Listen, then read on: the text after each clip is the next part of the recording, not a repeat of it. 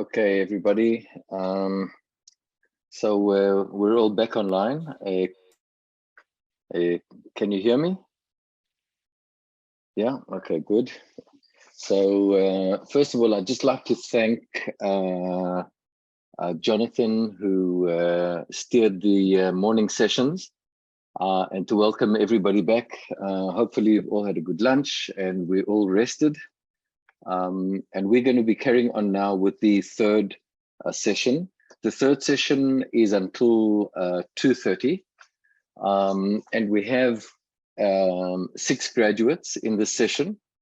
And lots of really interesting works. And the session deals with community education and parenting. And the session will be chaired by Dr. Bianca Herlo. Dr. Herlo is a social design researcher specializing in civic and social design.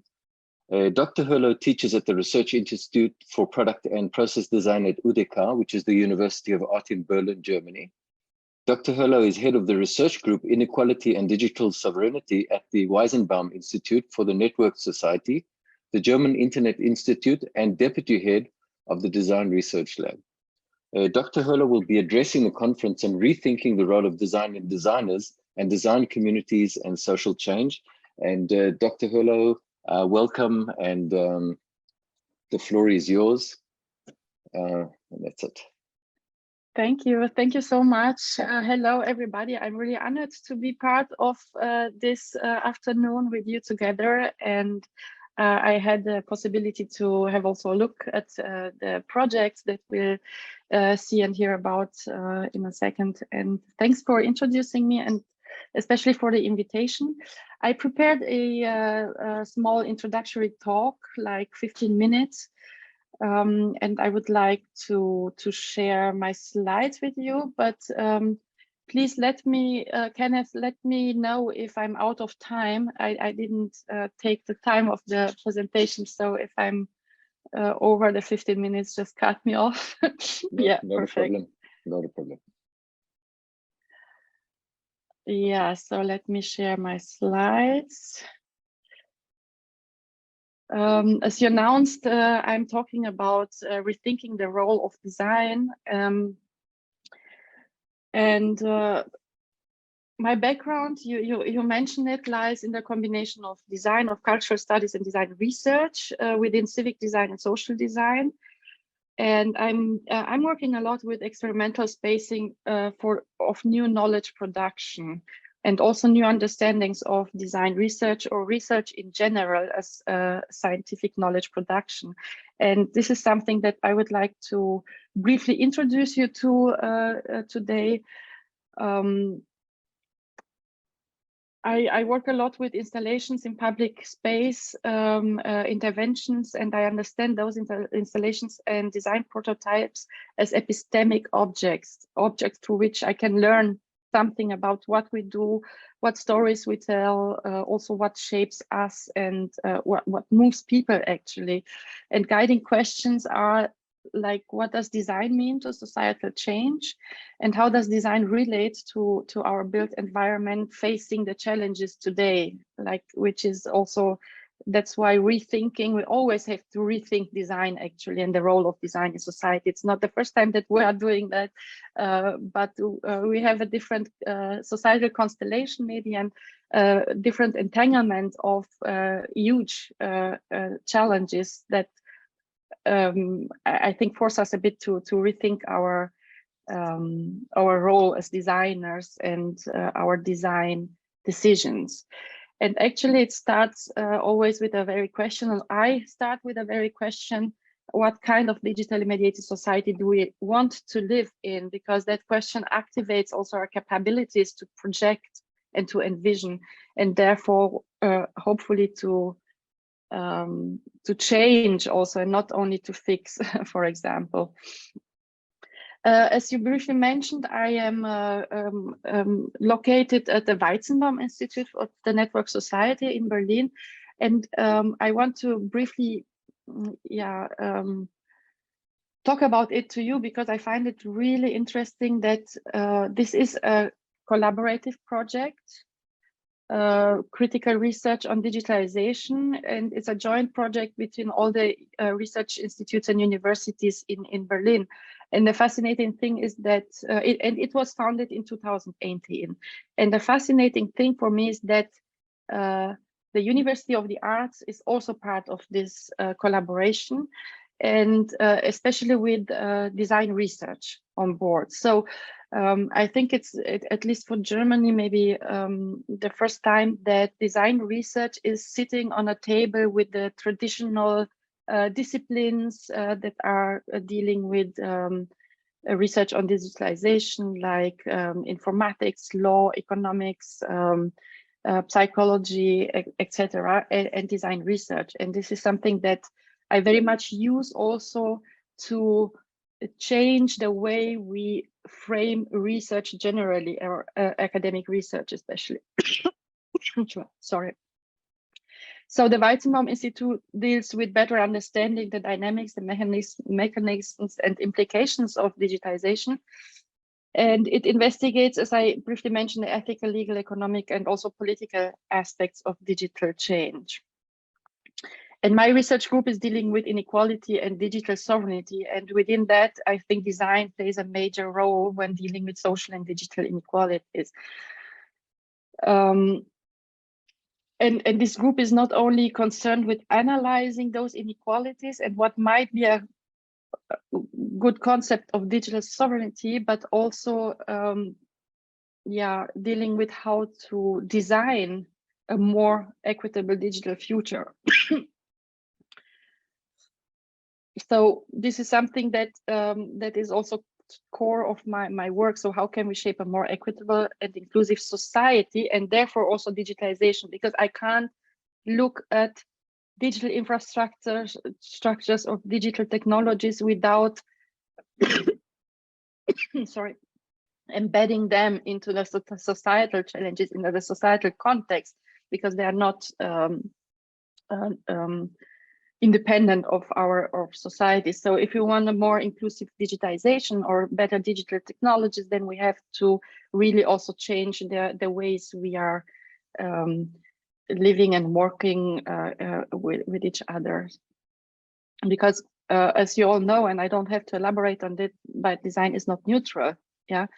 And especially with the pandemic, we realized how big the inequalities are, and also how our norms, our prejudices, etc. Therefore, inequalities are inscribed in the systems and artifacts we build, not necessarily on purpose, but often yes. Sorry.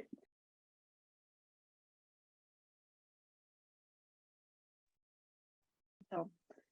And this is a very known example that I'm sure you all are familiar with, the park bench that discriminates against people who are homeless, as it prevents people from laying down, for an example. And I think this picture makes clear that artifacts can be said at least to have political effects, including advancing discrimination. Yeah, and design inequality and discriminatory design deal with the effects and impacts of artifacts on underprivileged or marginalized or even vulnerable groups.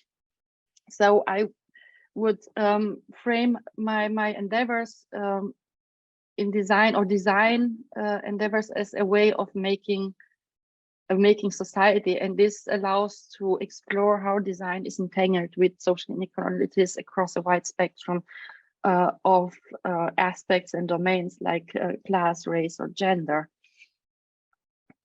And I like this quote by Mona Sloan. She's a sociologist, but working a lot in design inequalities and understanding very, very precisely the what's going on in design. And design and inequality, she says, are both superstructures and micro practices that can simultaneously sustain but also challenge privilege and exclusion, regardless of what is being designed.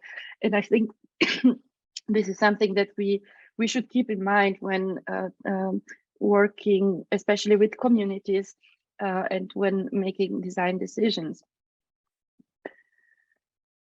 And also knowing that brings a lot of responsibility to us and as designers. And one might say that that's maybe too much of an expectation to always think about the implications of our design actions, and to also be able to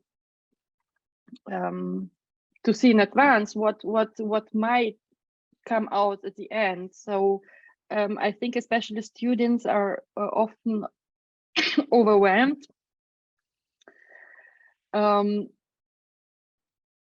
because the societal challenges are really huge. We are talking about the pandemic, we are talking about migration, we are talking about the digital transformation, we are talking about climate change, and everything is so much entangled that we don't really, sometimes we feel a bit overwhelmed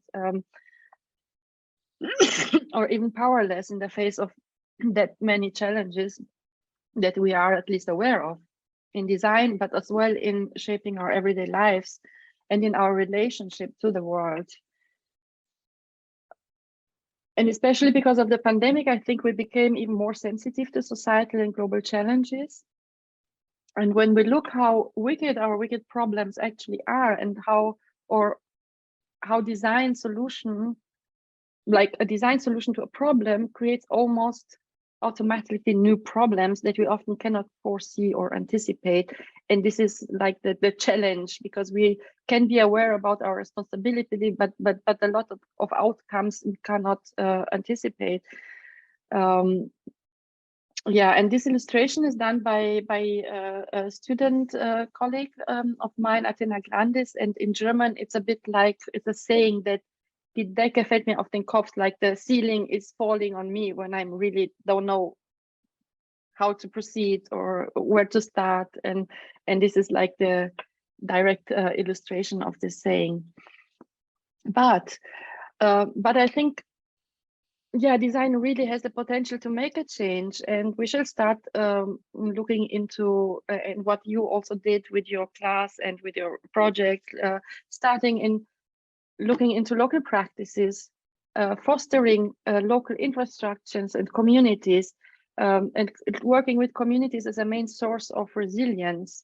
And this is something that we are going back to, I think, in design, to realizing more and more the importance of local practices and local practices for also transformative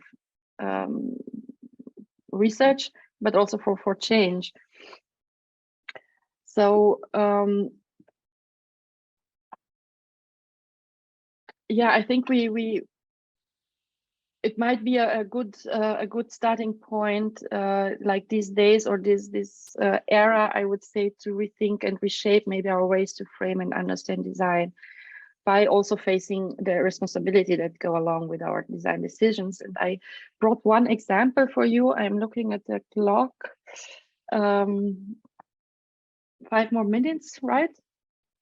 Something like that. Perfect. Okay, so I will briefly show you one example how I worked in the last 3 years, not in the last, like 2018 to 2021. So this project, it's called Interpart, Intercultural Spaces for Participation, and it's a collaboration with 2 cities, like with the Berlin Senate for City Development and the city of Wiesbaden in Germany.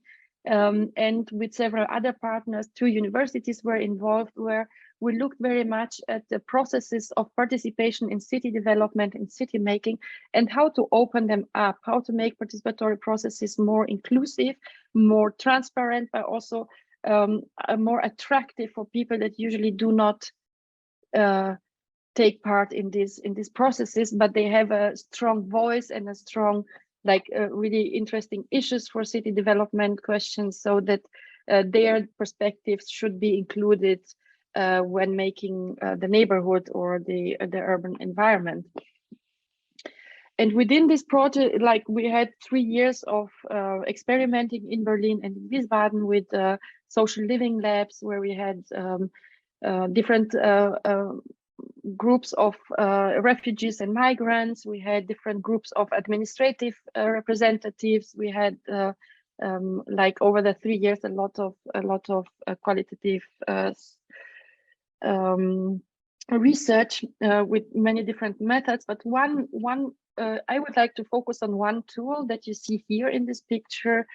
It is the multilingual doorbell installation. And this prototype allowed, was in public space and allowed people to choose their preferred language to start a dialogue with this object, with this installation. The dialogue was supposed to ask questions about the issues within this specific neighborhood we were located at in Berlin. It's the picture, and it was a very, like, metaphorically, the doorbell is like stays also for urbanity and etc. But the really surprising moment was that people were really touched by having the opportunity to choose the language they are talking, and that the languages we offered are based on field research beforehand, of course. And the system was planned as you see here. So first you start the dialogue by choosing the language. Then your answer at the end is a specific question that this AI in the background is posing to you. Then the question, the answer will be translated into 5 different languages and printed out, and then showed on a panel, as you can see that. And the unforeseen but very nice effect was that the machine, because the answers were so short, the machine made a lot of mistakes, and people started the conversation about their neighborhood by first checking misspelling or mistranslations, and then it was like a boundary object to really start a discussion on key aspects of the neighborhood. And then we took those discussions into narrative spaces that we built extra for longer interviews, for longer discussions, and for hands-on workshop formats.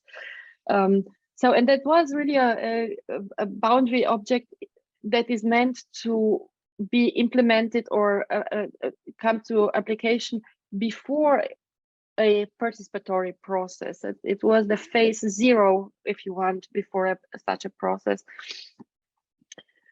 And then the further developing of this is also that it can be a independent actor that you have with you in a workshop, in a room, in an exhibition context, to ask questions and start dialogues in different languages.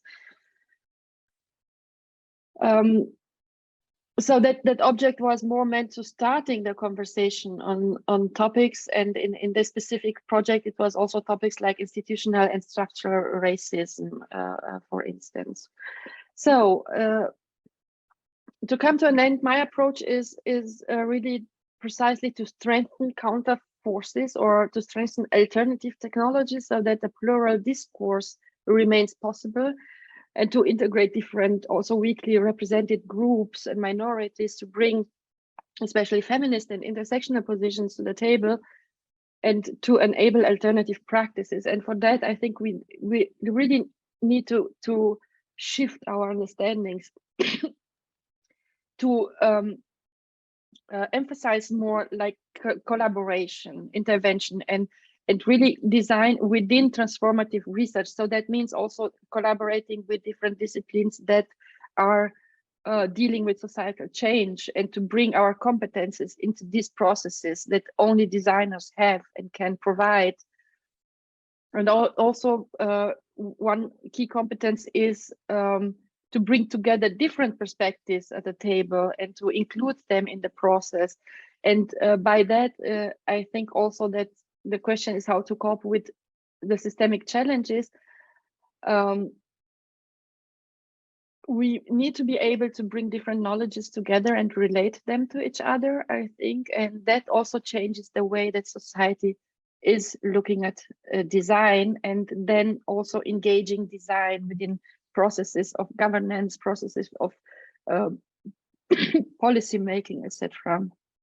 So I am at the end, but I want to use the chance and to say I started with 2 colleagues from Weizenbaum, a podcast on intersectional feminist perspectives on digital societies. It's purplecode.org. If you are interested, I would be happy also to get suggestions for new guests from you. Thank you.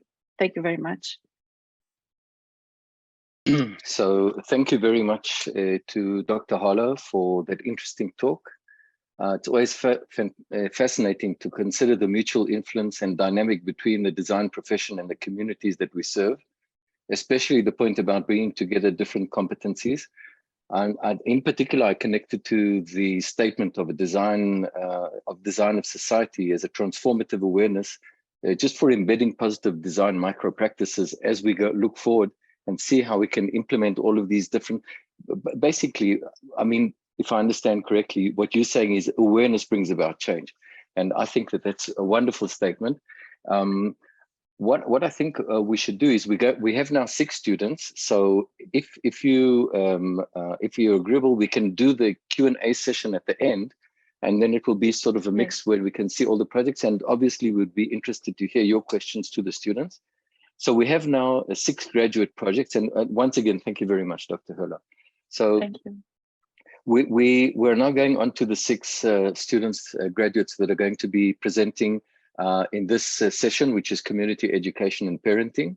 And we're starting with Adi Zeidel, then Ronnie Yeffet, Adi Levinger, Tehile Wagner, Emanuela Oren, and then Halel Nachliel. And I think we should just go with in series. So once you're finished, just tell us that you're finished, and then the next one, and then we should have enough time at the end, because we've got until 2:30 for a Q&A where people can raise questions and we can have a small discussion before moving on to the next session. So Adi, the floor is yours.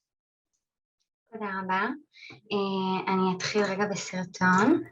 Thank you. Before you carry on, once again, I'm just going to state that anybody wanting to hear a translation, you've got it down in the bottom on that little world icon. Just click on it and click whichever language you want to hear it in. And there you go, Adi. Sorry. תודה. Adi.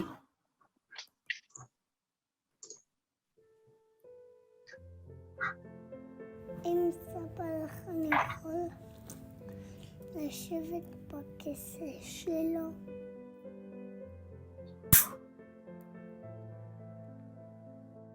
למה היא לא בוכה יותר?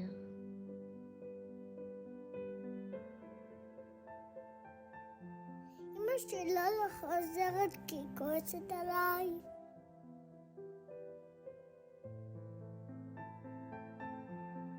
אבל אמא, אם הוא נפל הוא יקום, הוא גיבור.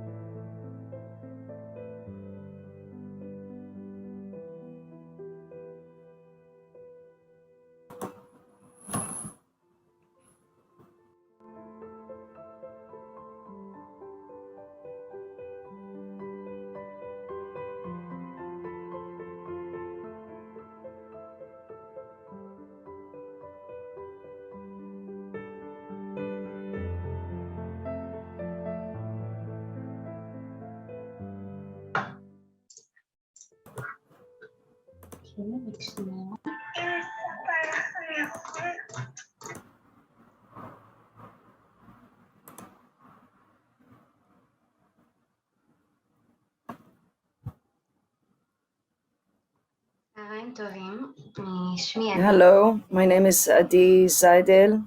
My project is called PIMA, Pulse in English. As you saw in this short video, kids ask questions in these complex situations, real questions, hard questions. And just as Dovrat, a person who's gone through this bereavement and loss, has told me, only when you answer the question, you tell people, you tell kids that what happened, that's the only thing that allows them to move on, to understand it and process it. And my project is basically a kit for providing guidance to parents and to talk about loss with a child for children aged 3 to 6. It's based on CPP, a child-parent psychotherapy approach to dealing with trauma. and the kit was based on two basic parts. First of all, instruction for the parents, and the second is an instructional kit for the kids. Now, before I detail them, I want to talk about the use scenarios and how you get this kit and the practicalities.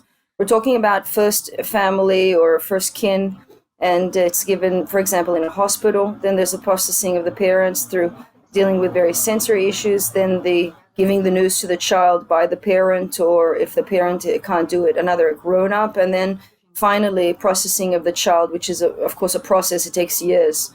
Now, why is it at all important for parents to sort of process the experience, and why is it part of my kit?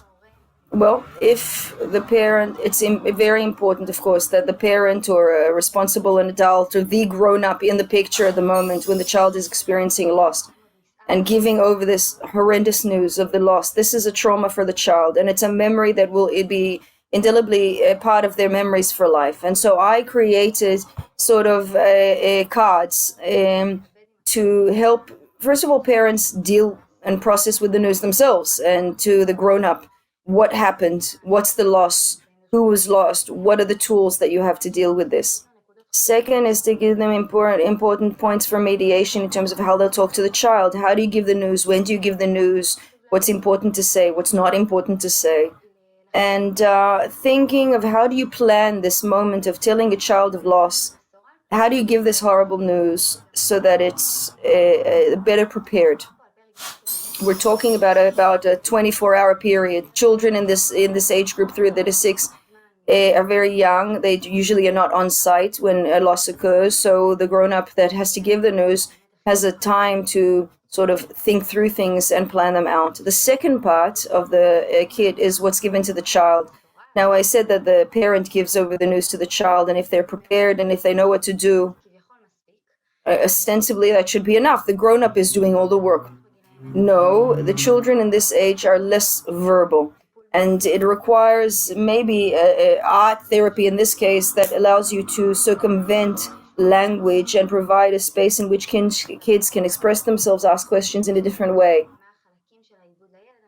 Now, before I get to the segment for the child, I want to talk about the differentiation between the 5 stages of grief in grown-ups. For children, it's two stages. The first stage is just accepting the death, accepting the fact that it's occurred. Children need to have this conveyed to them in a direct way. This has occurred, it's real.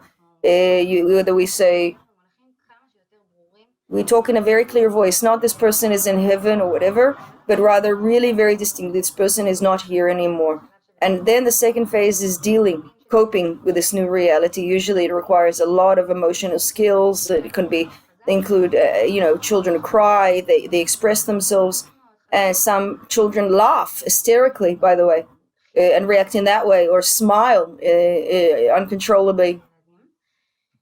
Children react in various ways. So the first is called My Story. This is a model of a 6th stage by Professor Muni Lahav. And this is a narrational storytelling means in order to raise fears and concerns. And within the kit, there's little sort of booklets. Parents can use them, but they can do a regular page and then divide it into 4 parts and ask the children to draw, basically. A hero, a heroine, then the difficulties that this heroine had to deal with and the way they overcome those difficulties in the story. And the child is not spoken to, but rather the child is asked to do something, to react, to draw in this situation, to be active. And then finally they'll be asked to tell the story and talk about the significant points of concern and problem solving. So I gave you 2 examples from my project, and I want to tell you about the story of Rem. It's on the left. Rem is 3 years old. The child was walking in his house and he got hurt. He fell and he was crying, and the birds came and mom and dad gave him a hug and a kiss, and then he overcame his sadness. He was happy. He went to the kindergarten and ate delicious strawberries. Then he coughed and choked, and his father and the kindergarten teacher had to give him water, and then he went to play with his friends. You see that kids have very little understanding initially. The father also explained that the child, drew it very aggressively. And when he was asked to tell the story, a story that, a very different story. Maybe when he was drawing, he was just drawing sort of associatively, but suddenly he had to create a narrative for that story, and that provides every line, every configuration with its own meaning and significance. And you can notice that even the parents and the kindergarten teacher are very big, strong figures in this child's story. And from a mother's response, one of the responses that she said it really opened the door to collaboration verbally and also through the drawing and later. And lots of parents did this with the kids, and they said oftentimes we're looking for the words. We're looking for some narrative to talk about. What words do we use? This is beyond words, and it gave them another avenue to communicating with the child that they hadn't considered, things that they work in their immediate environment, just drawing, just crayon, something that they know from kindergarten in their daily life. The second tool is working with clay. Clay is very basic, very primal. Clay is something that is immediate and tactile and allows you to create all sorts of elements and express feelings in a way that are non-verbal. Clay works on the sensory system. It allows a release and expression of emotion through working and manipulating the clay and the power that you have to use in your hands to manipulate it. You're also processing emotion. And through the three sort of palettes in the kit that I'll talk about in just a moment. And parents invite kids to create, to sculpt in clay using the three palettes, where there's no need to create some significant shape. It is certainly not in these ages, they're very young. With a desire that the child sit at least 10 minutes with the clay and concentrate on the work through their hands manually. This is a couple of images of kids in the age group that we're talking about. They were using the clay in the kits. And the palettes that I started mentioning. So the kit includes three palettes. Each has a different texture. And first of all, this invites the child it motivates them and creates curiosity to work and to maintain the 10 minutes, but also it creates motion with a broader range of motion. So children can, create fine motor skills and roll the clay. They can do something with their gross motor skills. They can express themselves and have more avenues and options of expression through. And we'll talk about some of the words that come up in this creation, in this process, words of motion, life, renewal, rawness and nature. This is really a work that works in a vein of this element of life, this moment of renewed life between a parent and a child in this very hard moment. And that's what I wanted to talk about in terms of also the graphic language and the coloring, the design elements, talking about renewal, organic elements, things that convey motion. And as I said, my project is called Pima, Pulse, and it talks about this gap between the last beat of life, the last beat of the heart, then the next, and this opportunity that we have here. Then when we create, this gap between this lack and what was before, when you had something and now you lack it. It's a loss. And dealing with this loss through these elements of earth, of sky, of nature, of this gap between, a real life and a dream, between earth and heaven, between life and death. So all of these elements in this dichotomy are sort of mediated by these materials. Thank you very much for your attention. Thank you, Adi. We move now to Roni. Okay, Roni. Hello.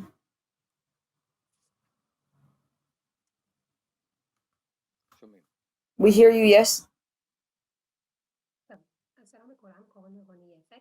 My name is Roni Yefet. Hello.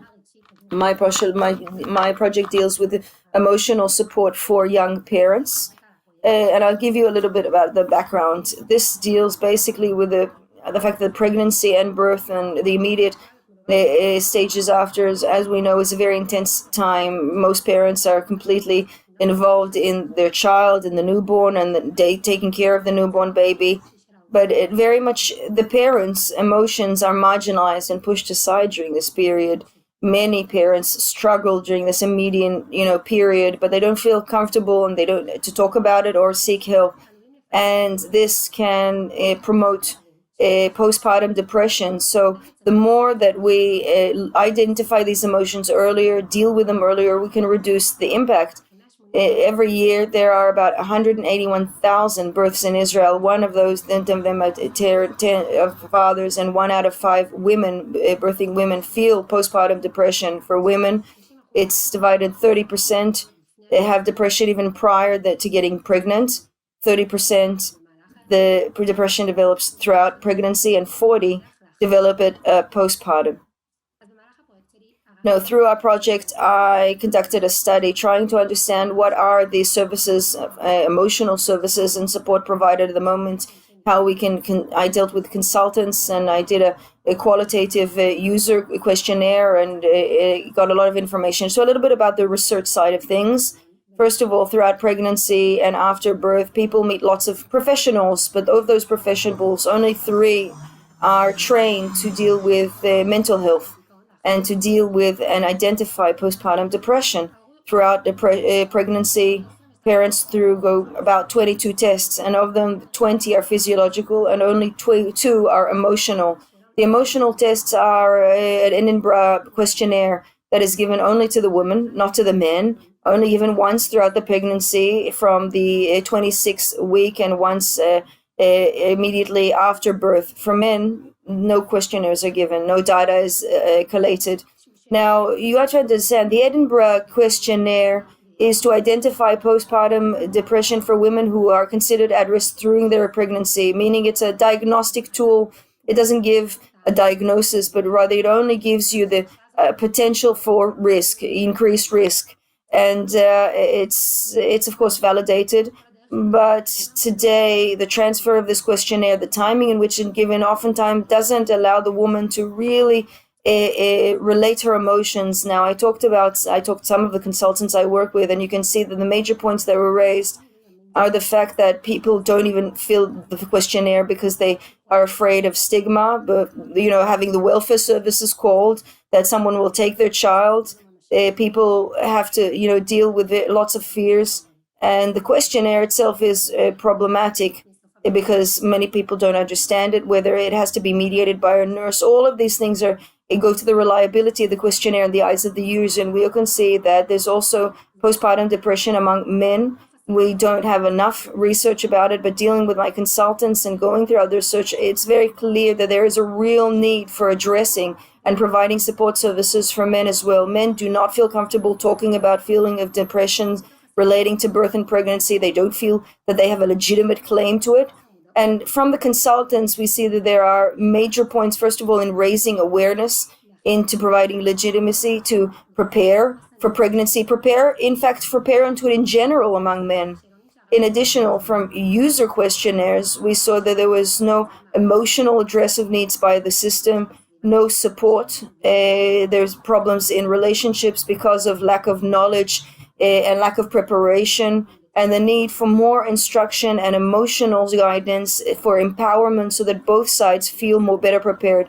I gathered all of this data in order to analyze the basic needs that I think that I would like to focus on. First of all, the need to normalize feelings, to give legitimacy, to provide real support and guidance for people prior to pregnancy and throughout. And from that, I came to my concept, a platform for emotional support and social support for young parents during and a year after birth.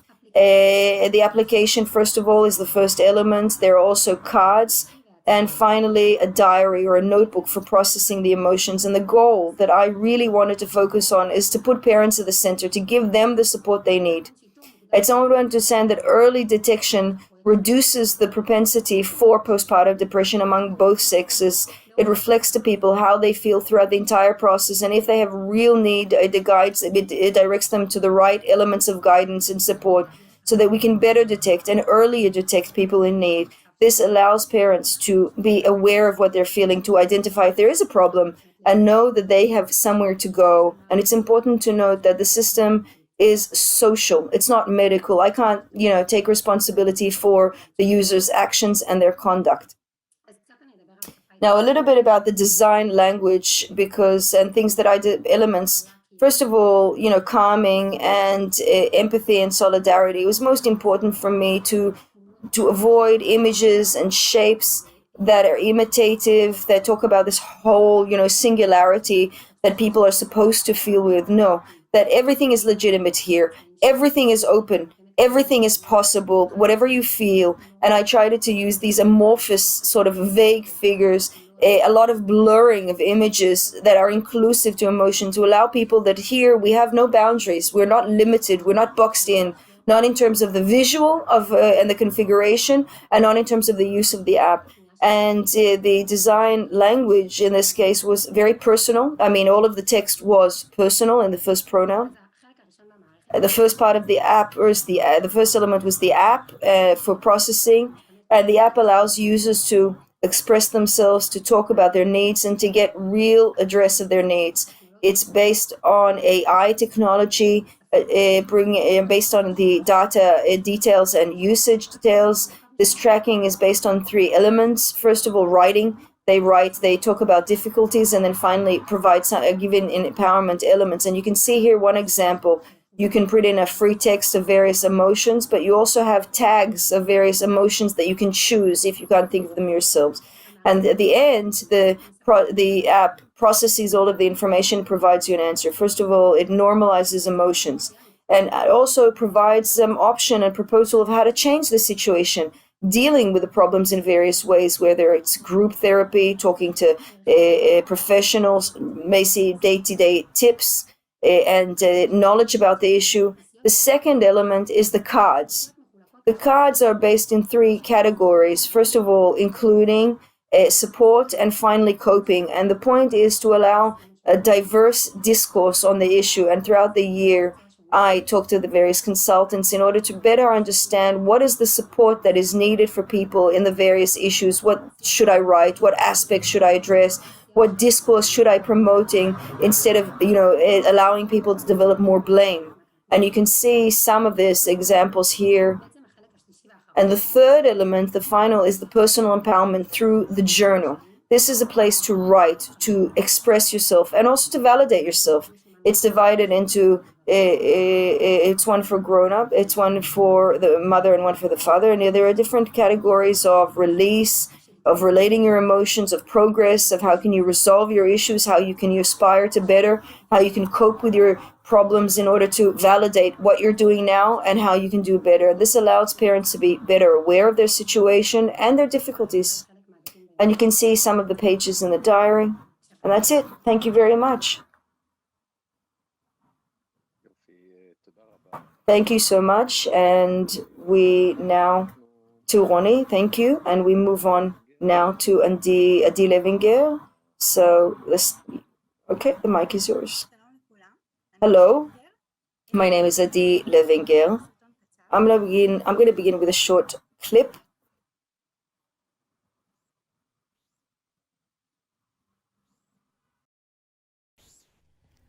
מהרגע שאנחנו נולדים, From the moment that we are born, we learn how to communicate with the world around us. There's so many ways to do this, but the most clear way is just to talk. And sometimes, for various reasons, there are difficulties in acquiring language, and we need to talk to a language specialist. But Petna are kits to improve and practice pronunciation at home, either or with a professional. This is a game kit that kids are introduced to with the language and speech therapist, and then they have homework that they take with them at home to do with their parents.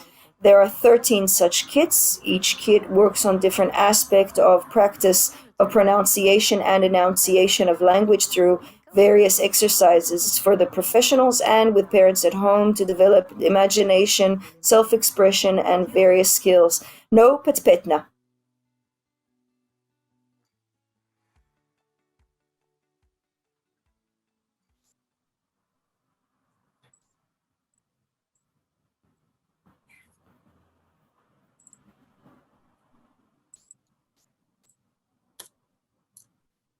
Shalom. Hello. Well, as you saw in the clip, my project deals with practicing language with kids age 3 and 4. And, the language acquisition process is something that occurs biologically. It comes from birth as we're exposed to our environment. And it has 3 basic phases. you receive language, you absorb language from your environment. Second, you process language. Now you understand it in your head. And finally, you produce language, output of language. You create language. So in other words, we talk at some point. Now, a bit of statistics. From statistics of kids aged 3 to 17, we have 11% of children aged 3 to 6 that have problems with language, with speaking. Surprisingly, most of them are boys, and therefore they get more intervention programs and services. And if it's dealt with on time, it's not dealt with on time, it creates low self-esteem and low academic achievement in the future. The project was done in collaboration with the Department for Communication Disorders in the Hadassah College, along with various speech clinicians and technicians. And in the development of language, first of all, there's the language itself, vocabulary and syntax, and then there's the speaking element that's divided into basically consonants and sounds, and then complex words, meaning that the more that is more complex, it's harder, it has more syllables, and it's more difficult to pronounce. For children, after they are diagnosed and they are determined a series of sessions with a speech therapist, and they do it once a week in a specialist, they go once a week, and every session is about 40 minutes. And then they go home with homework. And then the next week they come back to the specialist to continue working. The work in clinics currently, they don't have too many props and devices to working with the children. They have picture books, they have word books, or they practice things and that they find useful. It's very important with young children to work on language through interaction. So only working with another person can therapy be truly effective, not an app, not a screen. Now, points of emphasis that I chose while working with the specialists in order to build this game is that the parts of the game have to be very clear, unequivocal, not overly complicated, because the attention span of children at this age group, they won't hold. Now, the cooperation with the professional and parents at home is very important to the therapy. It's vital, and it also increasing motivation. So these are basic things. Everybody can understand them, but it's clear. It has to be clear to the child as well. So I created therapeutic game sets for ages 3 and 4 for children with pronunciation and language disorders for working with a clinician and later on at home. And my points of inspiration for design are from the anthroposophical approach. Anthroposophical approach really don't want to limit the child's imagination. Everything is very simple because they want to open the door for the child to create and to invent, not overly complicated, nothing that is too, overly designed. So this is a little bit, a few examples of the home kits, the home tests that I did in terms of material use with moms at home or with speech therapists in the clinic. This is a little bit of the design process, how the shape has to look, the colors, in terms of the connections and the seams, the different parts of the game are put in, they have to be connected, they have to have various elements that allow them to hook up together in a very simple and obvious way. I built a palette of colors that are very basic, very sort of simple colors in order to really make it accessible to children and also to the clinic, so that there's no distinction also between genders, boys and girls. And my use scenario is that kids come to the clinic after they've been diagnosed. They get this initial kit, they get an instruction, they play a game, you decide on therapeutic sort of goals, and then they take it home for homework with their parents. They can see how they progress from one kit to the next. So every time they come to a new therapy session, a new meeting with their clinician, they get a new kit. So there are 13 kits. Every kit is completely different, a completely different world. It has different parts and content.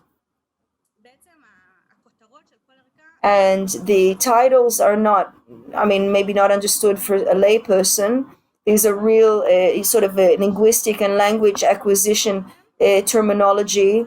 It's because it's only for the speech therapist to understand which phase they're now teaching and instructing. It's not important for the parents to understand that. Now every kit has this little story, and you tell the story, you look at the pictures and the elements, and then there are of course homework for parents to work with the child. How do you begin? How do you manage the game? What additional exercises can you do with this child after completing this? And you open it. This is how it looks. It looks like an envelope, basically. It has a magnet clasp. And the moment you open it, it becomes the actual board game. And then the parts are opened and revealed.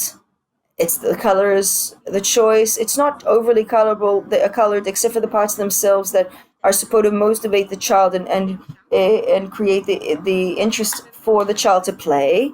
And every kid is a different story from a different world. The parts are very easy for use. They're easy to clean and maintain.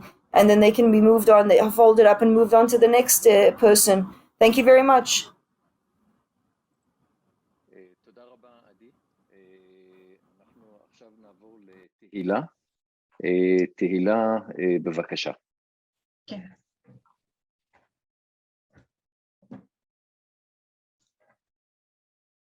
אז היי, שלום. אני אתחיל בסרטון. Hi there, let's start with the video.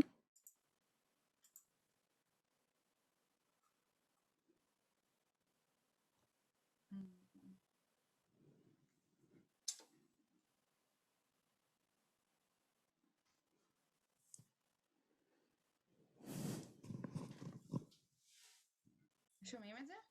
Can you hear it? לא שומעים. We can't hear it, Tehila. Okay. We can't hear Tehila.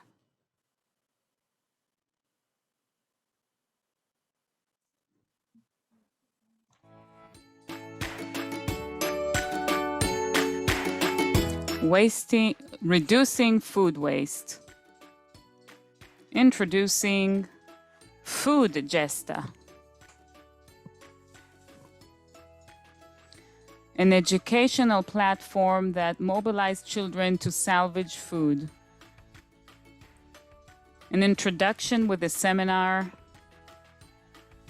dividing up into pairs, getting to know the vegetable intimately, touring a food salvaging organization, summarizing the seminar and showing knowledge on the map.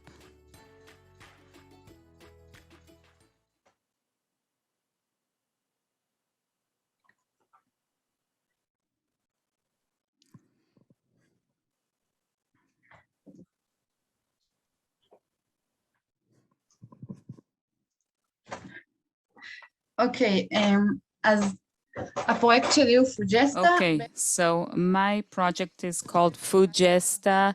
It's an educational platform that mobilized children to salvage food through making information accessible. I'll start with my research.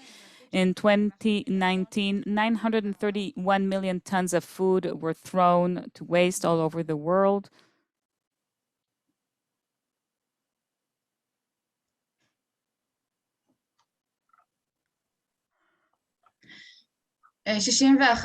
מתוכם. 61% of that food comes from domestic waste, 26% from restaurants, bakeries, bars, and pubs, and 13% from markets, supermarkets, and grocery stores. Out from the report of the Environmental Protection Ministry in Leket Israel from 2019, 2.5 million tons of food was wasted in Israel, and half of this amount was human-worthy, was edible by humans. 23% of fruits and vegetables are thrown to the home waste bin, and 14% of the other groceries. And the main reasons for loss of food in domestic consumption is making too much food, expiration dates, overbuying, and mismanagement of storage.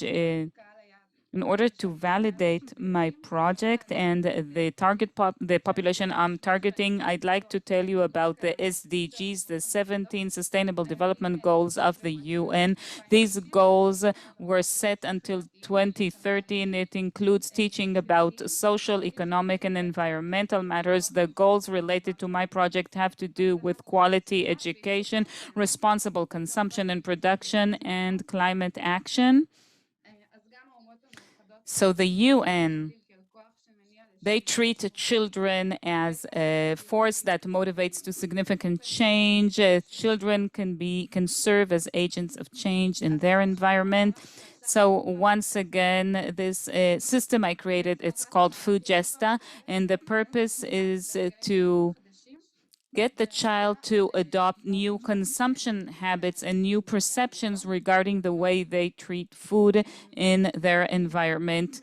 So the seminar, this is a seminar that starts at the school. This is where the child acquires tools and knowledge, and then the child becomes an agent of change. And then that child conducts changes or changes his or her own personal behavior, and then it moves on to their domestic sphere and from there to their entire surroundings. And I designed 5 interface points that manage this entire seminar. It starts with a starting event and a kickoff, and then there's peer learning through computers, and then it continues with a tour in a food salvaging organization, and then there's a summary that's taught in the class, and then there's a transition station from school to home. That's where they bring home the material that they learned, and they generate that change in their family life. So the first stage is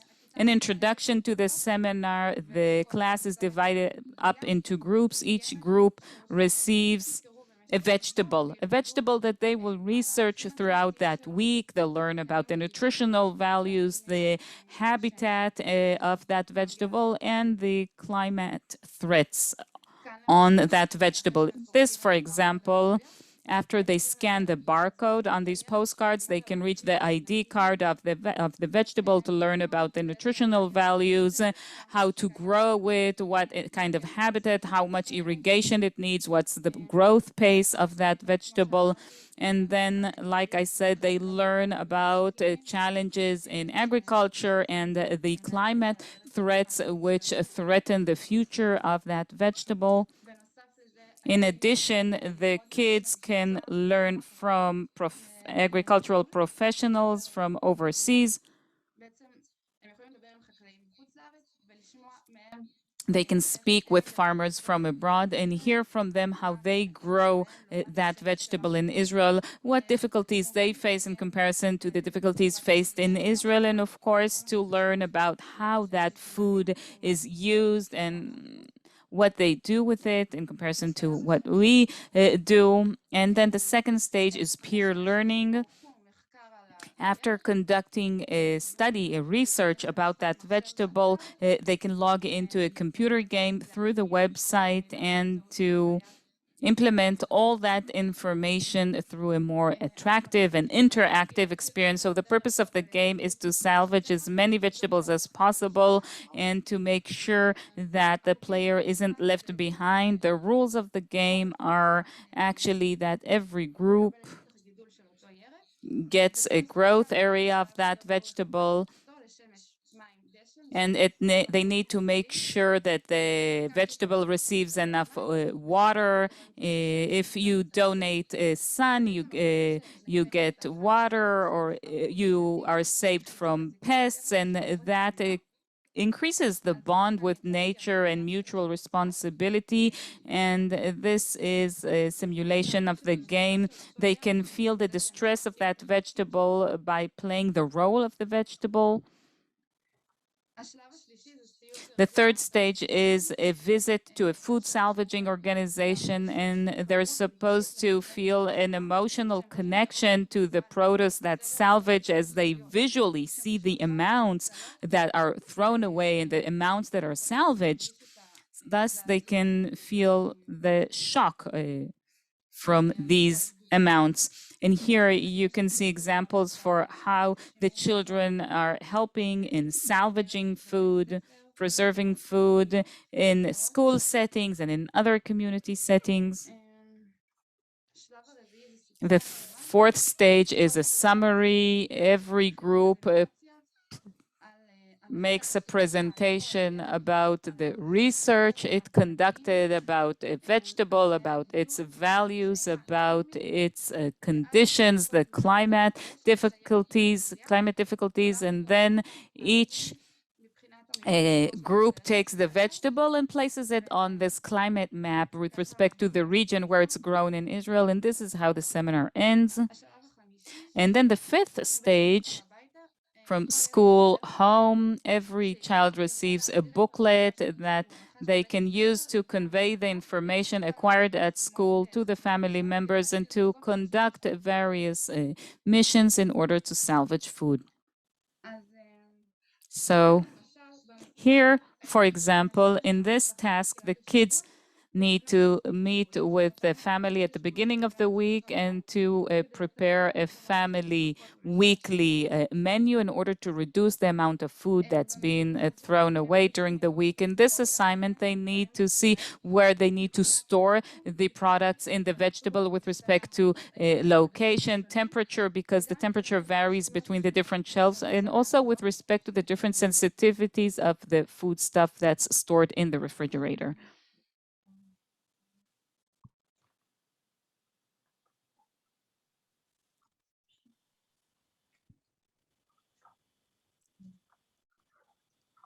זהו, תודה. That's it. Thank you. Great. Thank you, Tehila. We can see why in this session. Thank you very much, Tehila. We can see why this session is called Community Education and Parenting. We've got everything and very varied. Our next talker will be Emanuela Oren. Emanuela, please, the floor is yours. Hi, thank you. David.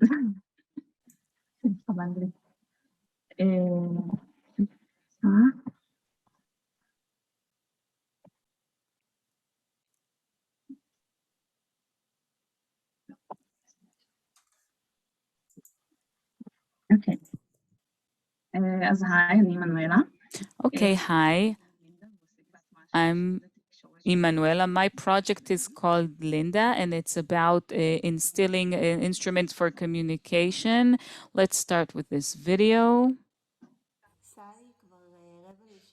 Sally, it's 6:45. You need to start finishing the day and come home. I don't wanna. Later. How many times did I have to tell you this? It's evening time. You need to come home. No, I don't wanna. I wanna stay on the rollerblades. You're not gonna tell me what to do. Of course I'm gonna tell you what to do because I'm your mom. I don't care. You don't care? What, you don't care about me? No. Okay, you'll see. You'll see what it's like. You don't care about me? No dinner. You manage on your own. Okay, are you sure it's okay? Yes, okay. Okay, so this was a video.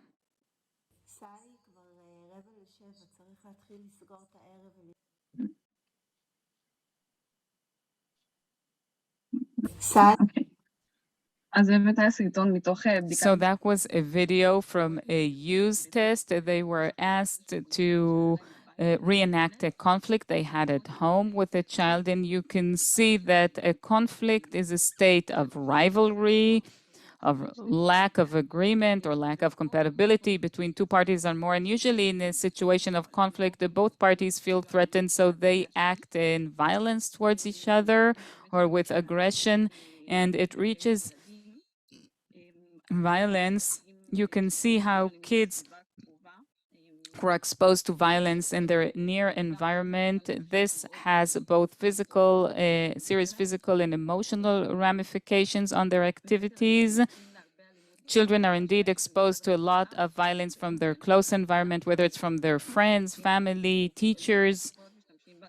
which very rarely use physical violence, but often they do use verbal or emotional violence, which is just as bad. And if indeed we try and understand why people use violence, you can see that beneath this aggressive or violent behavior, there's a more vulnerable, more exposed emotion, an emotion that the person is afraid to show. And beneath this emotion, there's a certain need that hasn't been addressed. And this was said by Dr. Marshall Rosenberg. He's a Jewish psychologist from the US. He did this in the 60s. He invented this approach called nonviolent communications. It's a logical approach to conflict resolution.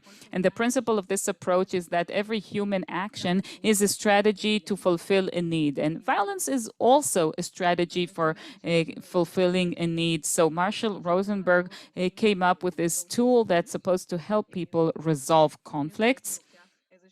This instrument takes a conflict and focuses on the emotions and needs of both parties in this conflict, and then it helps them find solutions that are right for their needs.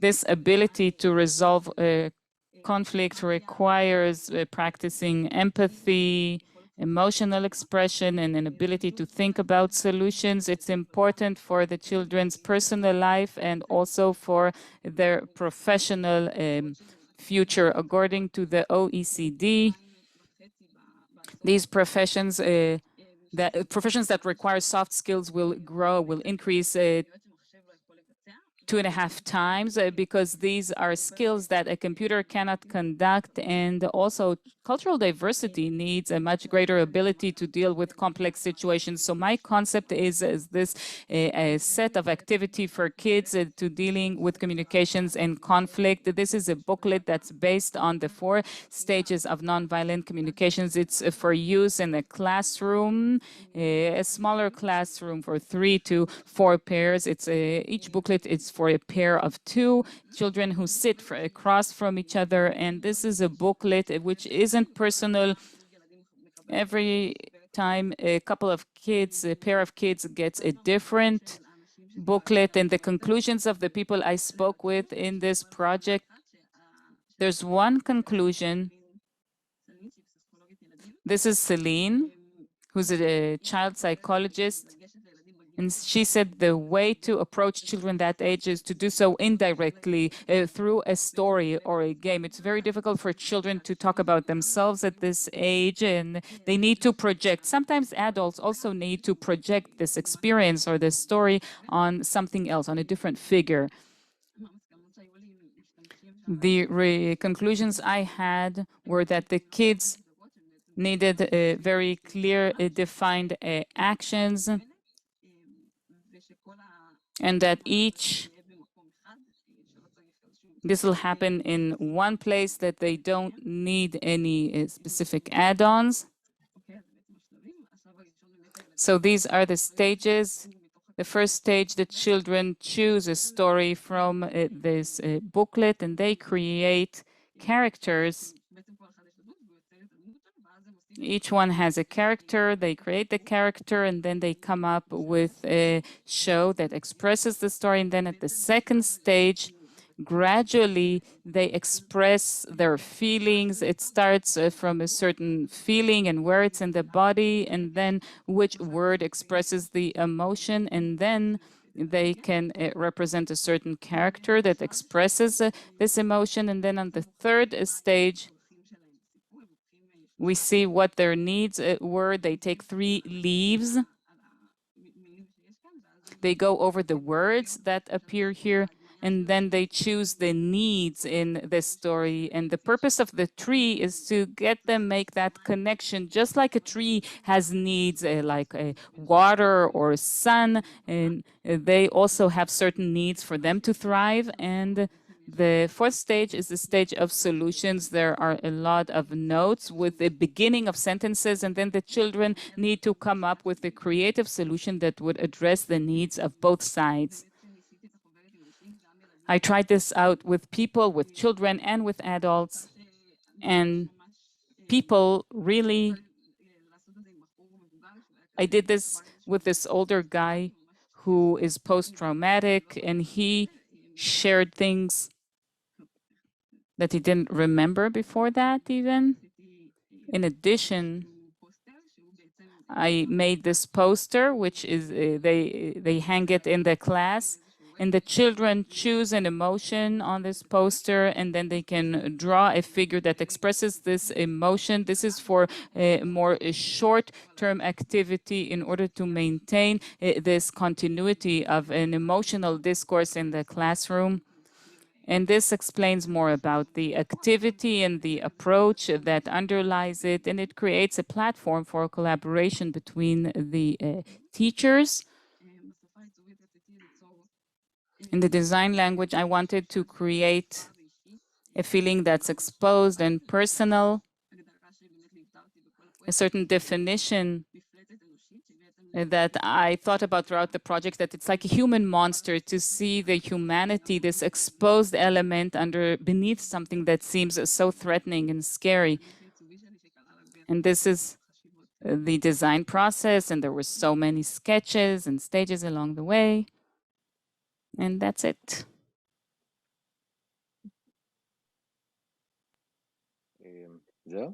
That's it? Yes. So thank you very much, Emanuela. So we're now going to...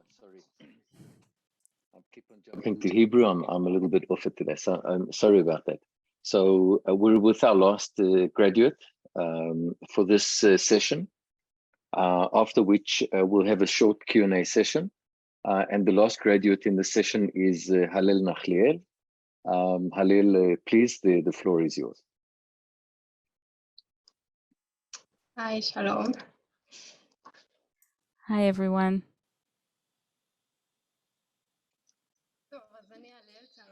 So I'm Hallel. Hi, good afternoon. My project is called Empathy, and it's about preventive treatment for social rejection. So before I begin, I'd like to talk about the data. Social rejection is a situation in which an individual finds himself outside the social circle, not by choice. Today in Israel, 1 out of every 6 children experience a certain case of rejection, and in grades 4th to 6th, there's the highest rates of rejection. Cases indicate that a child suffering from rejection will suffer from these repercussions in the future. If we try to understand why it happens so often in this age and how come the repercussions are so severe, let's talk about this age period that's called latency stage. That's exactly this stage when children establish their social identity. Before the latency stage, the child depends on the caregiver, that's the parents. During latency, the child abandons the parents a little bit and is more concentrated on social appearances. And at the end of the latency stage, the child establishes a personal identity, and that's different from what he had before. Everything that happens in this age is therefore critical or significant for the construction of the child's identity. In order to understand where I wish to operate it, I created a timeline of the stages of the development of social rejection, and you can see the potential initial buds for bullying behavior and ostracizing. And in this stage, we're talking about more topical prevention, and then when it's about all-out boycott or ostracization, it's more general. It talks about containment, and when the child has been ostracized, it's already professional treatment. I want to get at the preliminary stage. I want to conduct preventive learning. I want to come from an educational approach. And how then can you do preventive treatment? There are several ways. One of the ways is to teach empathy. Studies show that people with a high level of empathy are more sensitive to the people around them. Empathy is not necessarily something we're born with, but it's definitely something that can be taught, that can be developed, just like a muscle. Like I said, the latency age is a transition age in which children can truly implement and develop this muscle. And when the kids are more empathetic to the people around them, to their friends, then the social climate will change and a healthy environment will be created. So as part of my research, I spoke with professionals in the field, and they've attested that you can develop empathy through class discussion and working on the climate. And so I came up with this concept of teaching a method of the inclusive approach for design as an instrument for changing the social climate at the school. So the way I chose to teach empathy is through getting to know people who have disabilities. Once the children in their school setting, once they understand the other, to understand the situation the other lives in, then they'll implement it outside as well, life outside the school setting, in how they behave. So this project is made up of 6 stages. It's a PBL based, and in every stage they conduct a different activity that develops empathy. I'll show you a short video that explains about the activity, and then we can continue.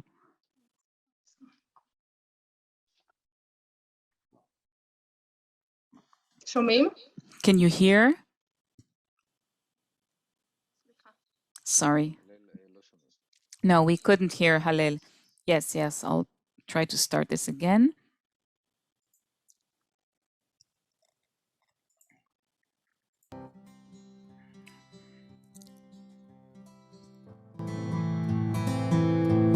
Listening, tolerance, mutual responsibility. Not everybody's yet exposed to this, but everybody needs to know this. Mutual responsibility, identification, empathy. A learning process that's experiential and develops a children's empathy muscle. It exposes to the school's learning processes of the design inclusive design approach. Stage number 1, exposure, meeting people with disabilities.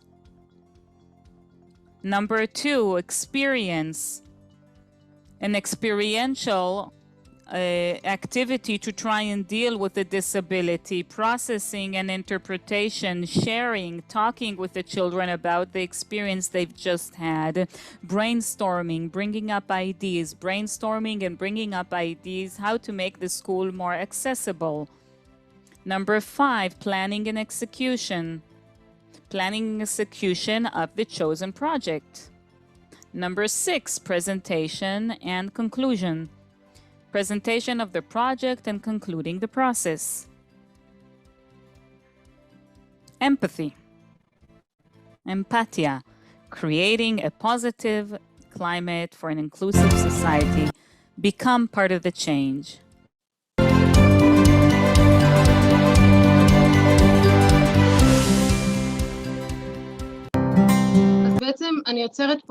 So I create this line that describes all the stages that a child needs to go through in order to allow empathy to trickle in, whether it's the exposure in the own experience, whether it's the discussion, the processing, and ultimately planning and execution that the child conducts for his or her own environment or school. So these are the parts of the system. I'll present them in titles and then I'll further explain. My system is made up of 3 different parts. We have the internet website. It's for the educators, parents, and community. The purpose is to expose to this program and to provide professional tools. There's a booklet for the students that each one has such a booklet throughout the project, and interactive posters hung in the school space in order to raise awareness and make this activity present. This is the landing page of our website. My landing page exposes us to my credo, to my strategy, the strategy I wish to take, which is preventive treatment before the damage is done. In addition, I chose that my website will be exposed both to the parents and the community because of the perspective that they're an inseparable part of the children's raising and education, so they need to be active participants. In addition, it exposes us to the design language which I chose. The language I chose would convey going on a journey, learning. You have layers of mountains that change. the colors of warmth and hope, which project empathy, textures, and milestones. In addition, I chose the illustration and the colors will be adapted both for adults and for children. So this is the syllabus. Here, I exposed the teachers to the main stages of this program. I presented them the principles of the inclusive approach to design. That means that we need to take into account all the extreme scenarios and to make it accessible regardless of age and limitation. And the teachers receive full explanation about each and every change, which kind of disability they want to expose the children to, and then the website accompanies them throughout their process. And for this system to be relevant and applicable, there were teachers and professionals and educators who worked with me. One of them was Ori Oren, a sixth grade homeroom teachers, and she gave that activity to her school, and she gave me feedback from the ground. And she said that she could see the children's curiosity before every stage, and she said, I also wanted to experience this with the children, so I created a group of children and I delivered this activity to see what works and what doesn't, in addition to the personal or group process that the children undergo together. I also showed the importance of the personal process of every kid within this system. So I prepared personal booklets for every student, and these booklets are made up of guiding questions and open pages and sketches that they can develop. In addition, I also created interactive posters in the school space that their purpose was to get the children to look at their environment and to make the activity present. I chose that the posters will be under an open platform so that every teacher can bring up these posters and the teachers can take these and use them. Here you can see the posters that I uploaded, and you can download the files and use them. And to finish off, I'll read a part from an article by Thomas Licona that was published last month, and it connects to my project. Empathetic people are more loved. They tend to follow their heart more. What makes them happier and their lives more meaningful? People who are educated to be generous but know how to deal with difficulties. Thank you very much. Okay, so thank you very much, Hallel. What I'd like to do is I'd just like to ask Bianca, Dr. Hurlo, if you're still with us. Okay, so having heard your talk, do you recognize in any of these projects something that might be the beginning of what you called sort of micro practices, and maybe even a repositioning or sort of a reflection on where you think that design should be going vis-a-vis what you spoke about in your lecture? Yeah. Thank you, Toda Rabba, for this nice question. I have to mention that I'm sorry I didn't understand everything. My Hebrew is really very, very bad. So, but I think what I saw, at least, and also on a visual level, I would agree. I would totally agree. I think this is exactly where we have to start acting as designers and bringing much more our competences into exactly those processes.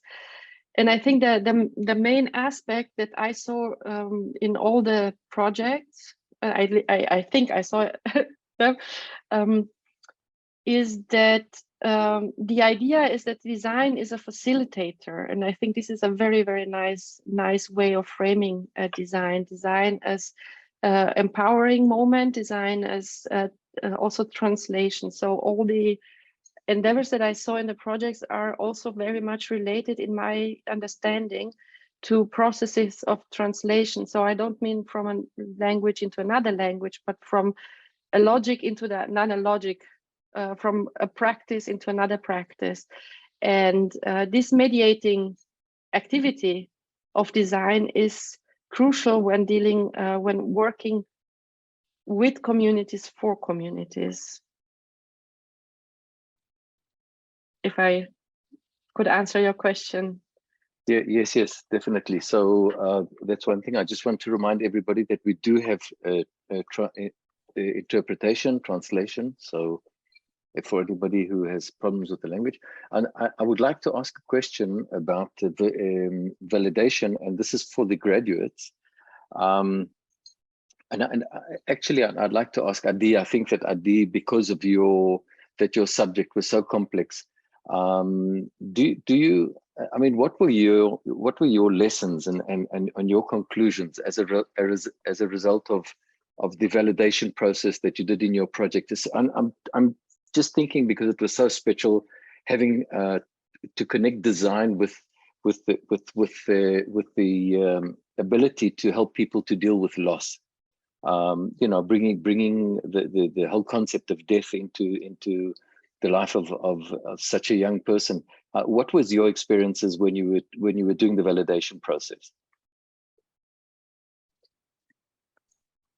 אז אני חושבת שהקושי הכי גדול, I think the greatest difficulty, you talk about the greatest complexity, let's say, is to finding a design that allows you to express this issue and adapt it to children and parents, because I wanted a kit that was prepared for kids and parents.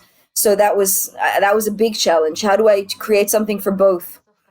And at the end, what helped me was this focus on life. That was the theme of life. That was what then helped me make my design choices, the tool choices, this focus on life, this moment of life.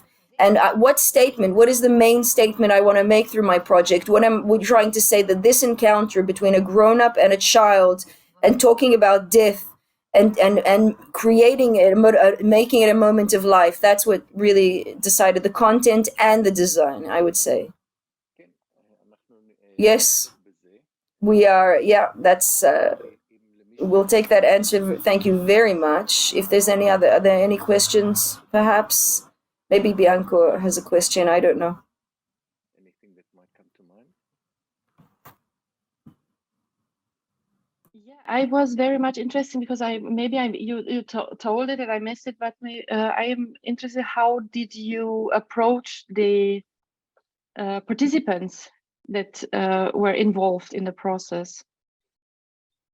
So especially to the first project, also with dealing with the loss and death, which I really found striking and a very, very important work, because also during the pandemic we just denied death in our everyday life, even if it was so present. Yeah, so maybe you would like to start. So just a few words, Adi, about when you met the children and how you worked with them and so on and so forth.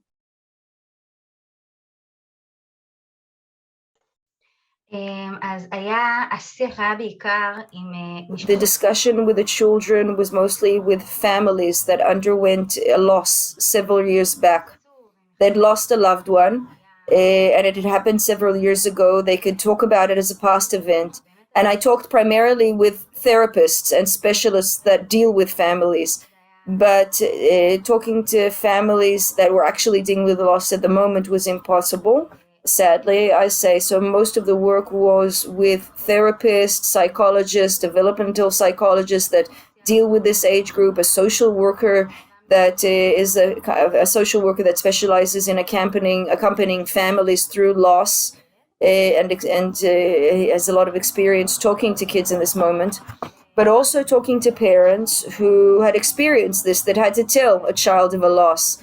And they could give me their input, and my user experience scenario was based on a situation where ostensibly everything was fine at home, but then see what this created, this loss, in the future relationship between the child and the parent. And I allowed basically to try to see how parents then later on dealt with it at home. Very much for that. So what we're going to do now is we're going to go out for a break until 2:40.